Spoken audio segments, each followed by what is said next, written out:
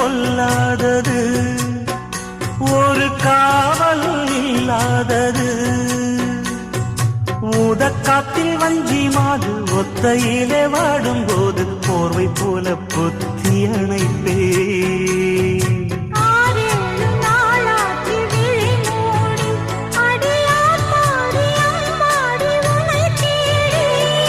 நீதானே மானே என் இளஞ்சோடி, உனை நீங்காது என்றும் என் உயிர் நாடி.